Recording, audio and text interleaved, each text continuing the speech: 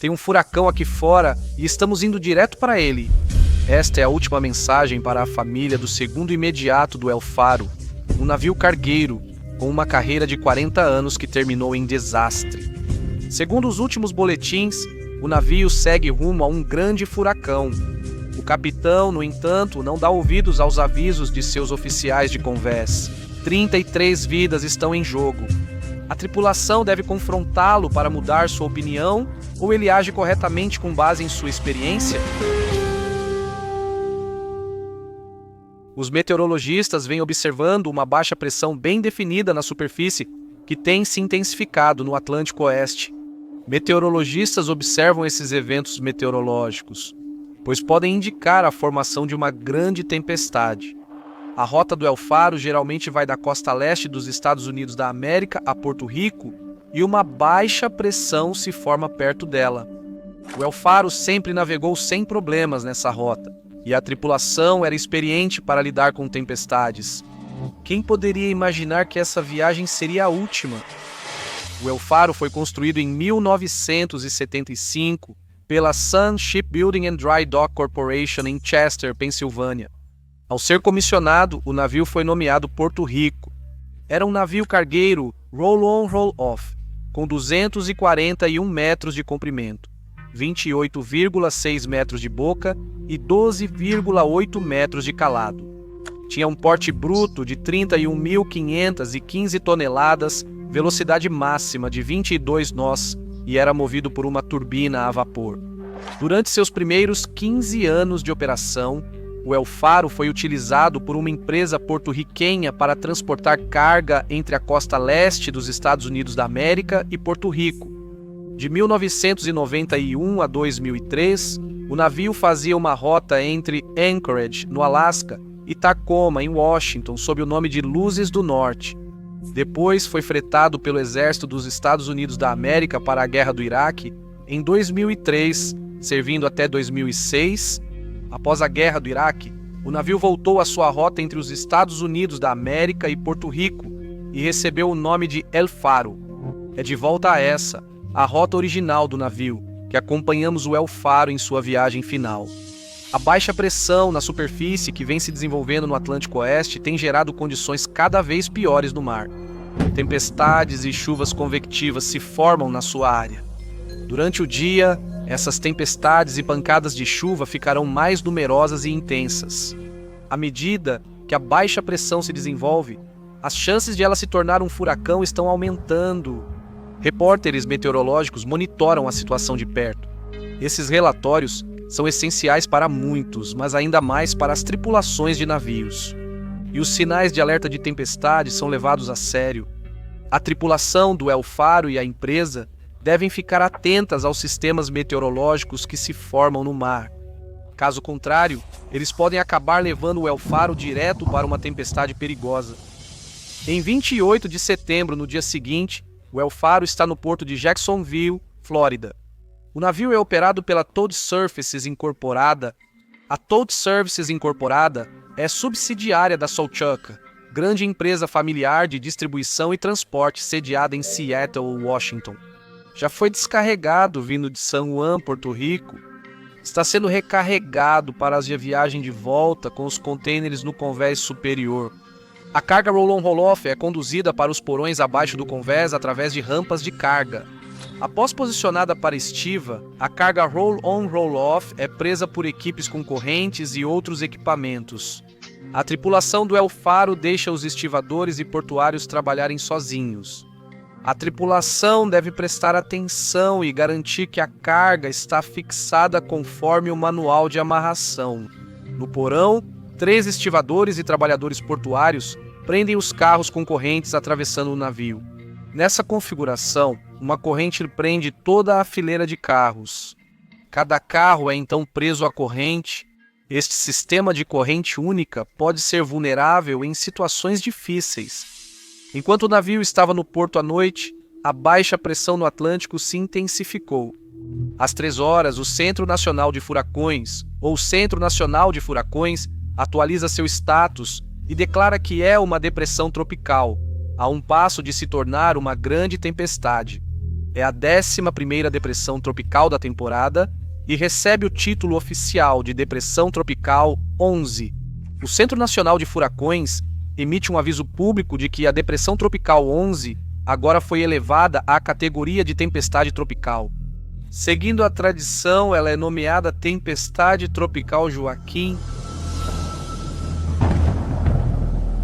No momento, a Tempestade Tropical Joaquim está a 295 milhas náuticas a nordeste de San Salvador e segue em direção sudoeste a uma velocidade de cerca de 4 nós.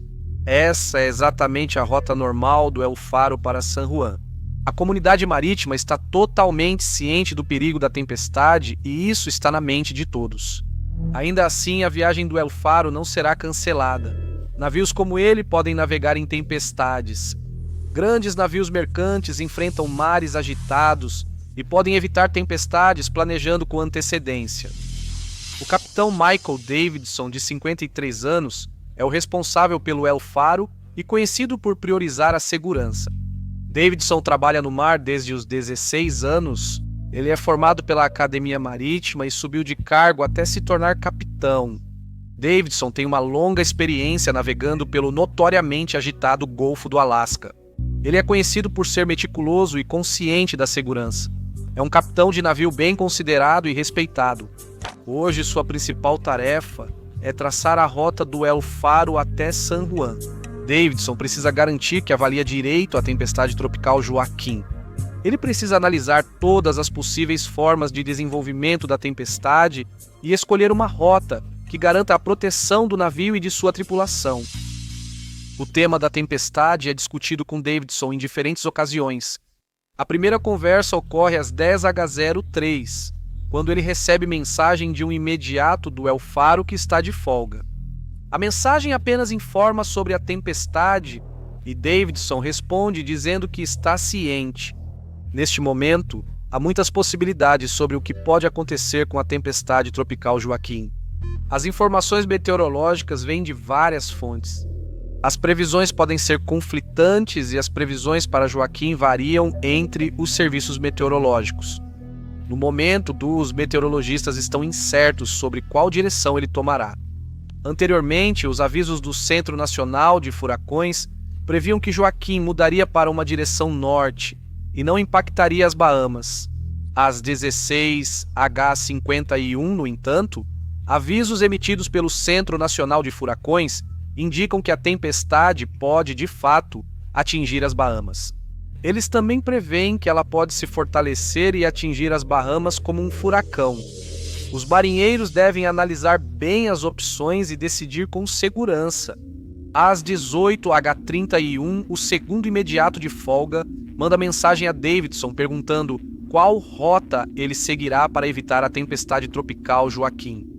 Davidson responde que pretende seguir a rota direta normal para San Juan.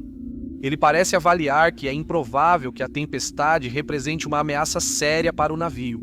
O segundo imediato envia uma última mensagem lembrando Davidson sobre rotas alternativas protegidas da tempestade. Às 18h37, Davidson baixa dados meteorológicos do Bon Voyage, produto de navegação da Applied Weather Technologies. Ele usa dados do Centro Nacional de Furacões e outras fontes para mostrar graficamente as condições meteorológicas previstas na rota planejada do navio.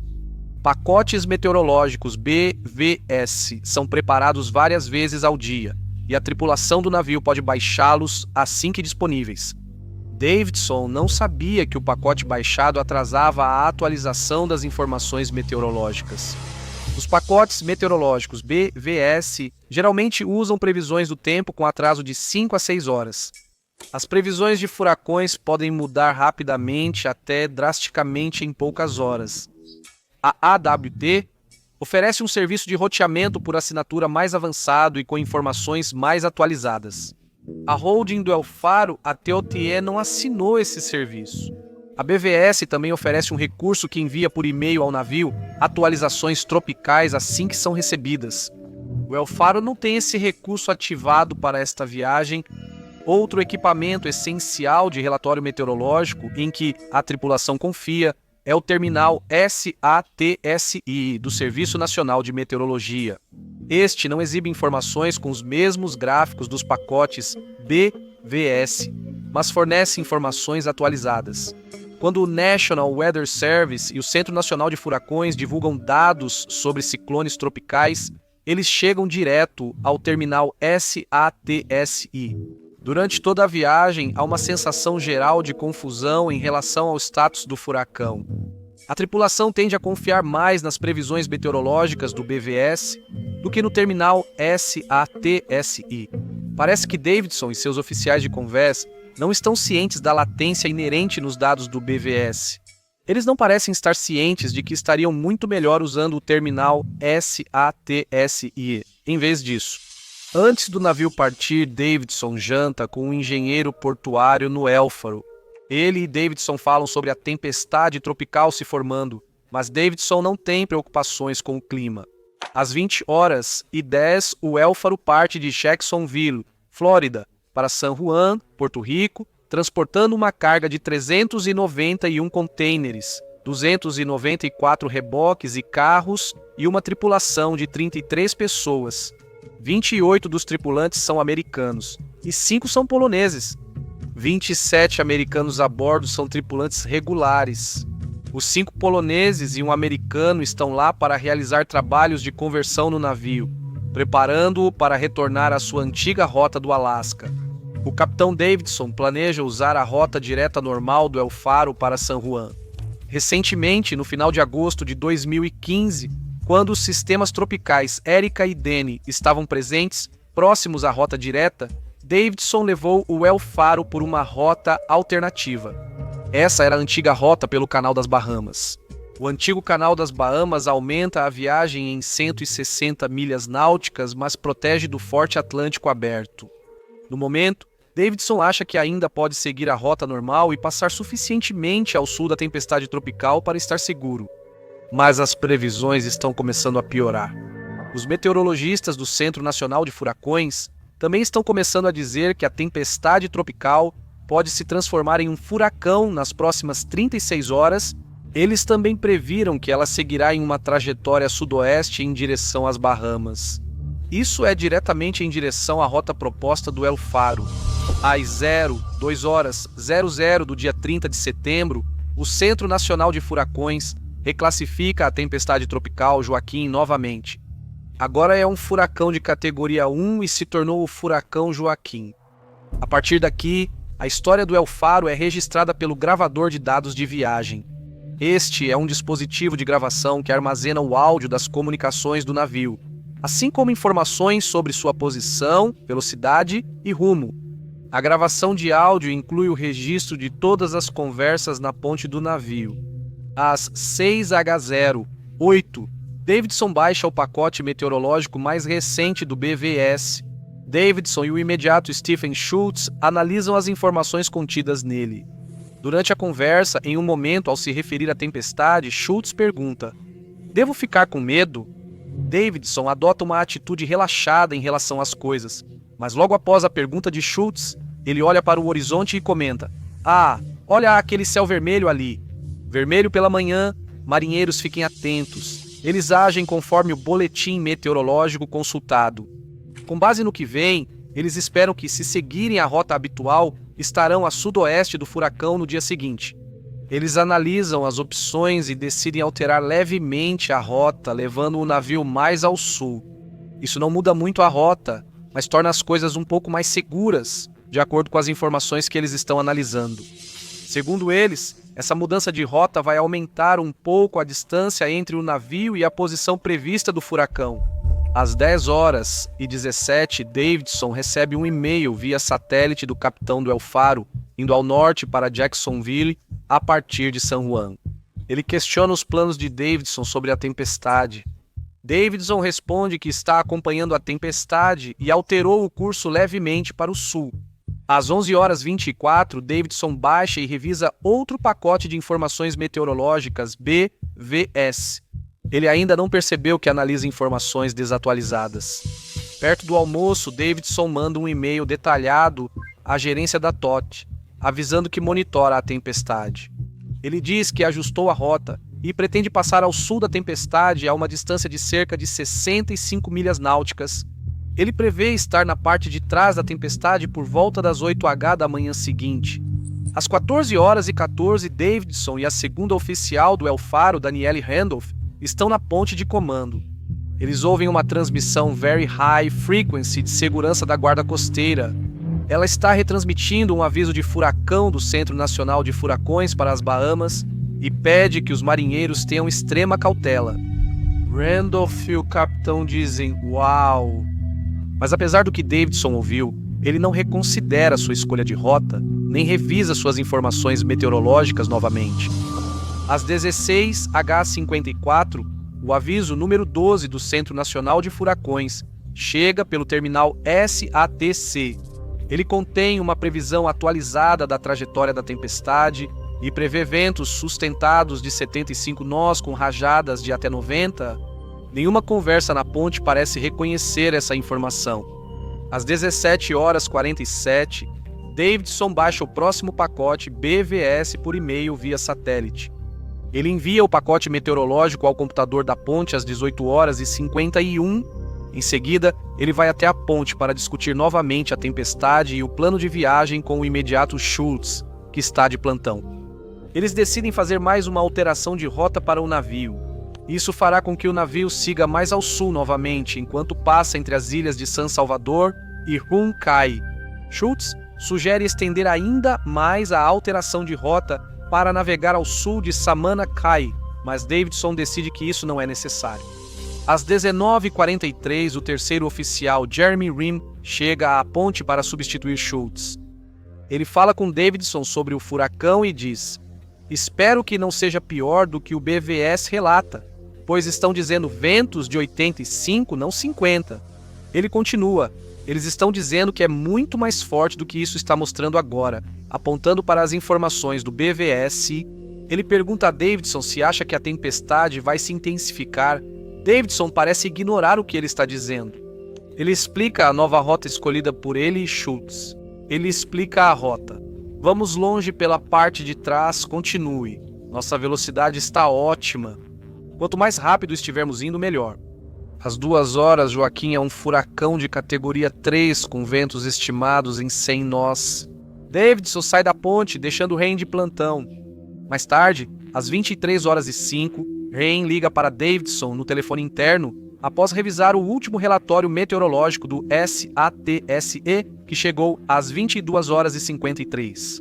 Ele informa Davidson que os ventos máximos do furacão são de 100 milhas por hora e que a tempestade está avançando em direção à rota deles. 2 vezes, ele recomenda que Davidson vá até a ponte para olhar o relatório meteorológico, mas Davidson não vai. Ryan informa a Davidson que buscará mais dados e depois o retornará. Às 23h13, após Ryan revisar as previsões, eles discutem novamente a rota do navio. Mais uma vez, Ryan avisa Davidson que os relatórios meteorológicos são ruins. Ele avisa ao capitão que, segundo o relatório da SATSE, o El Faro ficará a 22 milhas do centro do furacão às 4h da manhã. Além disso, que os ventos estão a 100 com rajadas de até 120 e se intensificando. Rain sugere tomar uma rota mais segura, alterando o curso mais ao sul a partir das 2h. Davidson, no entanto, ainda acredita que o navio vai passar ao sul da tempestade no curso em que estão. Ele não vai até a ponte e nenhuma alteração de curso é feita. Entre 20 e 3h45 e pouco depois da meia-noite, Rain é substituído na vigia pelo segundo imediato Randolph.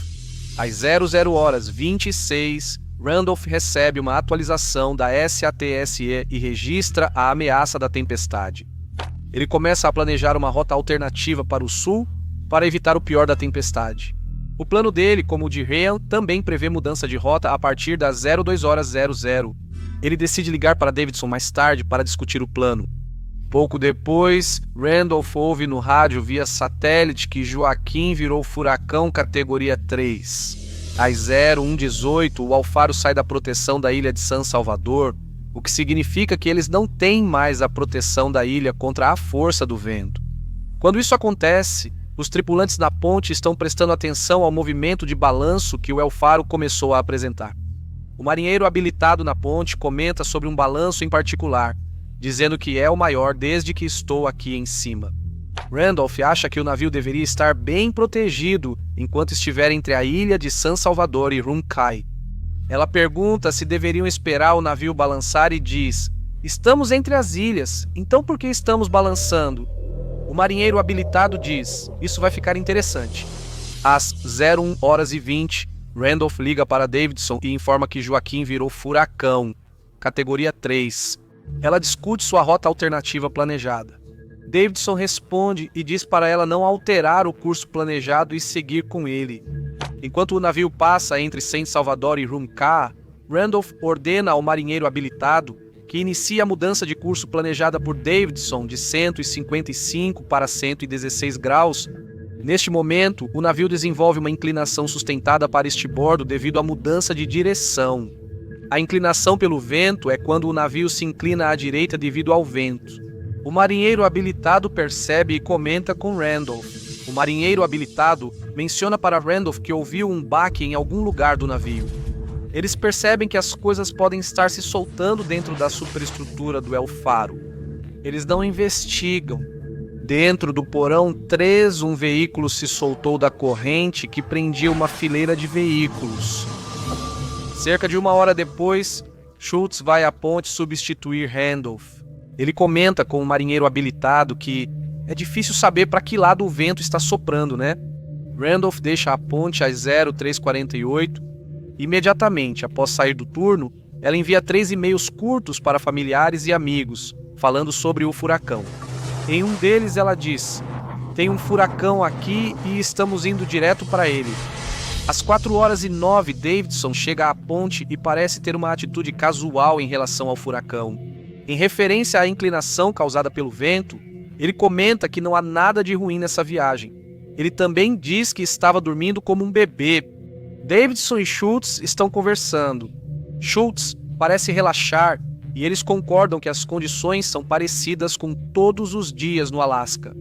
Davidson também observa que o navio não balança, inclina ou bate. Mesmo assim, o navio segue adernando com o vento e avançando pelas grandes ondas. Às 4h40, o chefe de máquinas do navio, Ricardo Pusseter, liga para Schultz na ponte para relatar um problema no motor relacionado à inclinação e aos níveis de óleo. Schultz liga para Davidson, que volta da cantina para a ponte. Davidson fala com Pusseter e informa Schultz que quer corrigir a inclinação. O capitão diz que é só a inclinação. Os reservatórios estão dando problema e ele parece achar que isso já era esperado. Davidson e Schultz fazem uma série de ajustes de rumo para orientar a proa do El Faro quase diretamente contra o vento. O objetivo é reduzir os efeitos da inclinação causada pelo vento, permitindo que engenheiros investiguem o problema que a inclinação para estibordo provoca no sistema de óleo do motor. O motor do El Faro pode ter falhas de óleo em condições adversas. O mau tempo faz com que o óleo se mova dentro do cárter do motor. A válvula de sucção do cárter está deslocada para estibordo, não centralizada no cárter. Então, se o navio adernar para bombordo, o óleo se afasta da válvula e vai para o outro lado do cárter. A válvula, então, não consegue puxar o óleo para o motor, e isso pode fazer o motor parar de funcionar. O balanço atual do navio faz o óleo chacoalhar irregularmente no cárter. Às vezes, a válvula não puxa o óleo. Atualmente, o motor apresenta falhas intermitentes por conta do fluxo irregular de óleo. O motor do navio está com dificuldades, mas na verdade poderia estar muito pior. Se o navio ficasse preso, inclinado para bombordo, a válvula de sucção do cárter poderia não conseguir puxar óleo. Se isso acontecer, o motor pode parar completamente. Os problemas do motor pioraram porque o El Faro partiu com o cárter principal de óleo lubrificante em 24,6 polegadas, 2,4 abaixo do recomendado de 27 polegadas.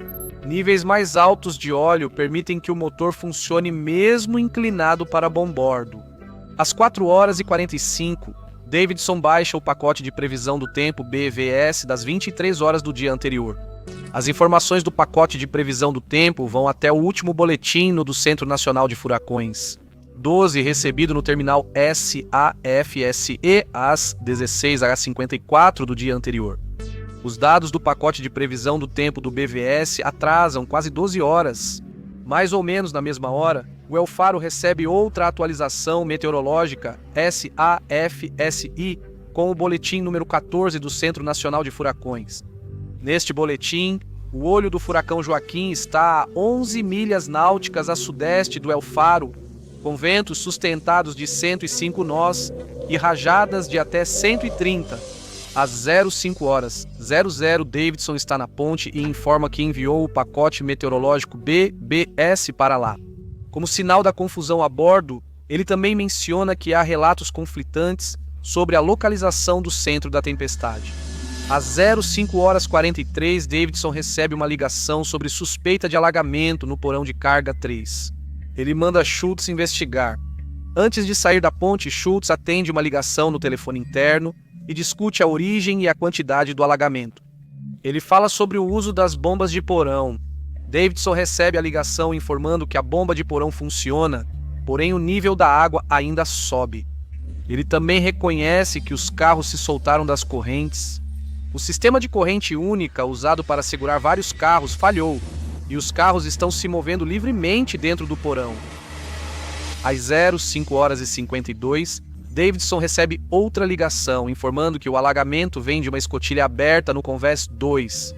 Esta vigia pode ser aberta ou fechada entre o Convés 2 e o porão de carga. Todas as escotilhas deveriam estar fechadas e trancadas durante uma tempestade. No El Faro, é fácil deixar passar uma que foi fechada, mas não foi trancada. O Convés 2 está exposto aos elementos e, como as ondas invadiram o Convés, a água se acumulou na superfície. Como a escotilha está a estibordo e o navio está adernando para estibordo, a água tem se acumulado sobre ela e depois escorrido para o porão abaixo. Neste momento, a escotilha está debaixo d'água. A tripulação não consegue acessá-la. Após identificar a origem do alagamento, a tripulação parou de inspecionar o porão 3. É perigoso entrar no porão se os veículos estiverem soltos das correntes. Um desses veículos colidiu e rompeu uma tubulação principal de incêndio. A tripulação não percebe que o navio agora está inundando por baixo da linha d'água. Davidson vira o navio para bombordo para pôr o vento a estibordo. A ideia é inclinar o navio para bombordo para que a água se mova de um lado do convés para o outro. Isso permitirá que a tripulação acesse a escotilha para que possam fechá-la. Ao mesmo tempo, ele também chama Puster e o orienta a começar a transferir o lastro do tanque da rampa de estibordo para o lado de bombordo. Isso também é para ajudar a dar uma inclinação para bombordo ao navio. No entanto, esse movimento adicional com o lastro faz com que o navio desenvolva uma inclinação para bombordo ainda maior do que a inclinação anterior para estibordo. Os convéses estão mais perto da água.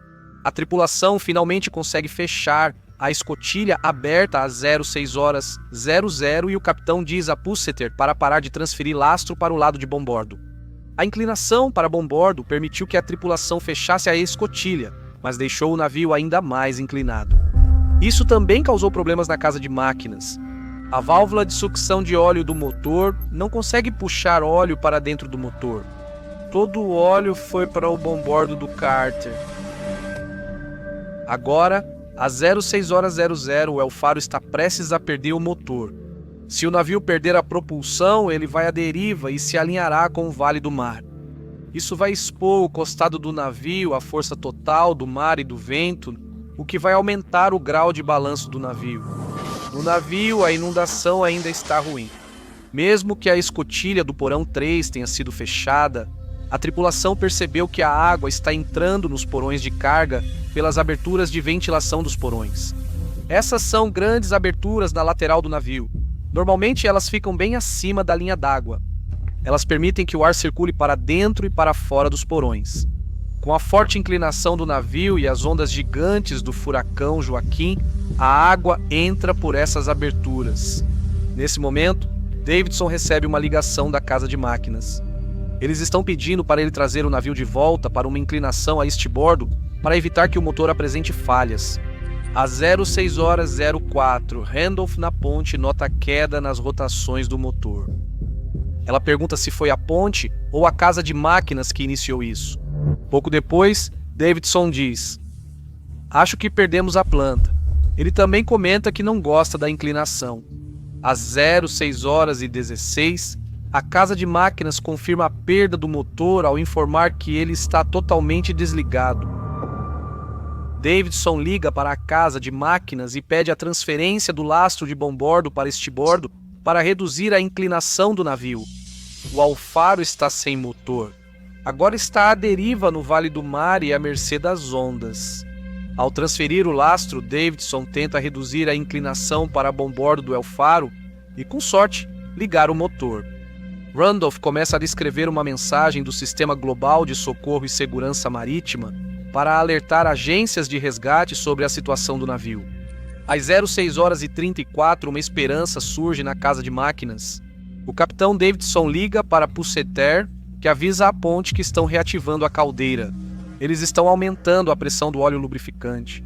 Se a tripulação conseguir ligar o motor, eles poderão apontar o Alfaro contra as ondas e reduzir a quantidade de água entrando. Todos esperam, torcendo por mais boas notícias.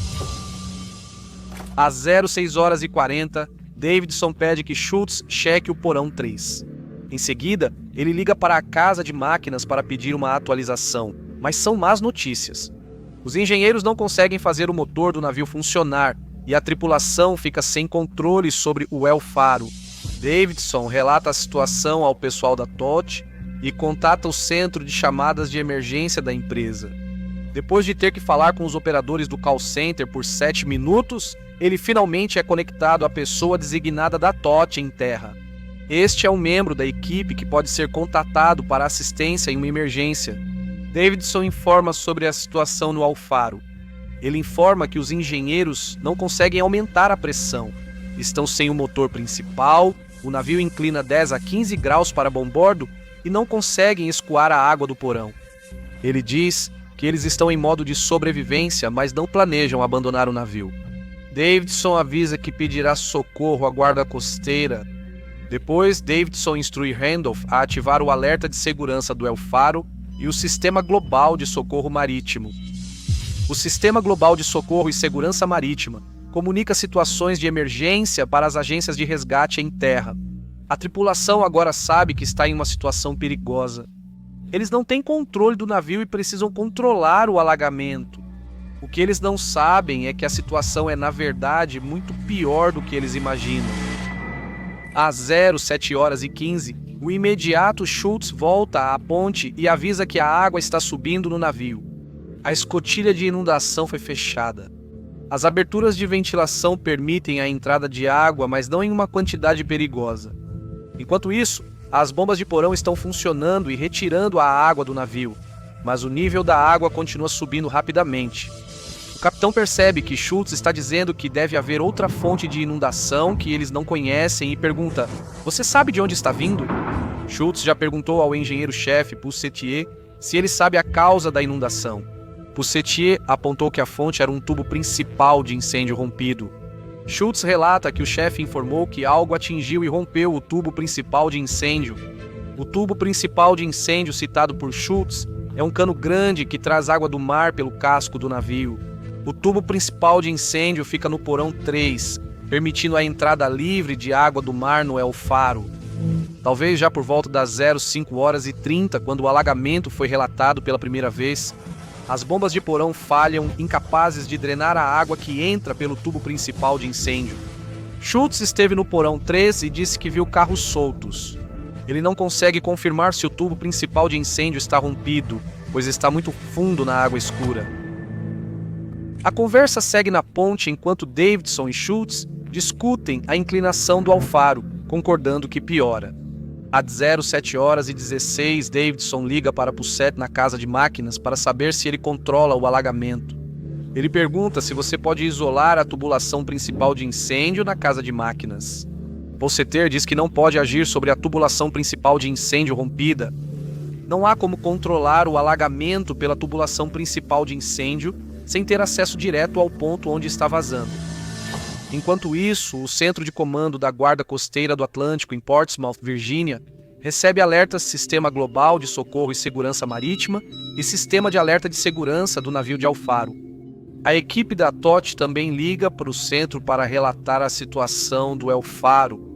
O Centro de Comando da Área do Atlântico da Guarda Costeira envia informações ao Centro de Comando do Distrito 7 em Miami, Flórida. Eles começam a planejar uma possível operação de resgate, mas sabem que é muito difícil fazer qualquer coisa durante um furacão. A inclinação do navio está aumentando e as coisas estão ficando desesperadoras. Por volta das 07h26, Davidson liga para Schultz e Pusseter para avisar que vai tocar o alarme geral. Em seguida, ele instrui Randolph a tocar o alarme geral e acordar a tripulação. Às 07h27, o alarme geral soa. Abandonar o navio. Pouco depois de Davidson dar a ordem, a tripulação se prepara para abandonar o navio em meio a um furacão com ventos estimados em 115 nós e ondas de 6 a 9 metros. Eles possuem botes salva-vidas infláveis e 2 botes abertos. A sobrevivência é improvável. Às 07h28, Davidson ainda está na ponte com Randolph e os marinheiros habilitados. O navio segue adernando severamente. Ele comunica Schultz pelo rádio, que reúne a tripulação para abandonar o navio. Ele diz: verifique se todos estão com os trajes de imersão e prontos. Faça uma boa contagem. Randolph alerta sobre contêineres na água. Davidson manda soar o alarme de abandono do navio. Cerca de 1 minuto depois, Davidson é ouvido chamando a ponte. Proa está baixa, proa está baixa. Depois, ele chama Schultz no rádio Ultra High Frequency. Entre no bote e jogue todos na água. Todo mundo saia. Saiam do navio, fiquem juntos. As últimas ações tomadas no Alfaro são quando Davidson tenta resgatar o marinheiro habilitado na ponte. Ele não consegue sair da ponte porque ela está muito inclinada. As últimas palavras no Alfaro são registradas. O capitão insiste para o timoneiro não entrar em pânico. Venha, está tudo bem. Não vou te deixar. Vamos, o timoneiro exclama. Preciso de uma escada, uma corda e de ajuda. A gravação de áudio do Alfaro termina às 07h39:41 no dia 1º de outubro de 2015. A última posição transmitida do Alfaro é 23 graus 52 minutos norte, 74 graus 02 minutos oeste, cerca de 35 milhas náuticas a nordeste da ilha Crooked. A operação de resgate começa, mas pouco pode ser feito durante um furacão tropical. No dia em que o Alfaro afunda, um Hércules da Força Aérea dos Estados Unidos da América tenta localizar o navio na tempestade. Nada é encontrado, o primeiro dia passa e a tempestade continua rugindo. No dia seguinte, outro Hércules procura o navio durante a tempestade. Ela é acompanhada por 4 helicópteros e uma aeronave de patrulha, mas nada é encontrado. O tempo está se esgotando.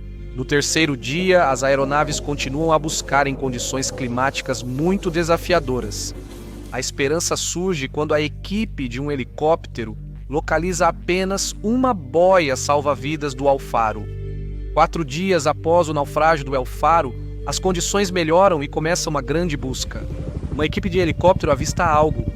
Um corpo é encontrado do Alfaro, mas está irreconhecível, com a cabeça já inchada 3 vezes o tamanho normal devido à decomposição na água do mar. A equipe não pode recuperar o corpo na hora e coloca um localizador para buscá-lo depois. O localizador falha e o corpo nunca mais é encontrado. A busca continua. Destroços do Alfaro são avistados. Equipes de busca acham um bote salva-vidas danificado, uma balsa desinflada e vários trajes de sobrevivência fechados. Nenhum corpo da tripulação do Alfaro foi encontrado. No dia 5 de outubro de 2015, o Alfaro é declarado perdido no mar. O Alfaro foi finalmente encontrado em 31 de outubro, a uma profundidade de cerca de 4.600 metros. O navio está em posição vertical e inteiro. O gravador de dados de viagem do navio foi encontrado em 26 de abril de 2016. Com as informações do gravador, os investigadores conseguiram reconstruir os eventos do dia do naufrágio. Informações meteorológicas desatualizadas colocaram o Alfaro em rota de colisão com um furacão. Um veículo se solta e rompe a tubulação principal de incêndio, inundando o navio por baixo da linha d'água. Com o navio inclinado para estibordo, a água entra no porão pelo convés 2 por uma escotilha aberta, distraindo a tripulação da principal fonte de inundação. Para fechar a escotilha, o navio muda de direção e se inclina intencionalmente para bombordo. A inclinação para bombordo faz com que o motor fique sem óleo lubrificante, o que faz o motor parar. As bombas de porão não conseguem acompanhar o alagamento no porão de carga 3. O navio recebe mais água do que pode suportar e afunda até o fundo do mar, a 4.600 metros abaixo da linha d'água.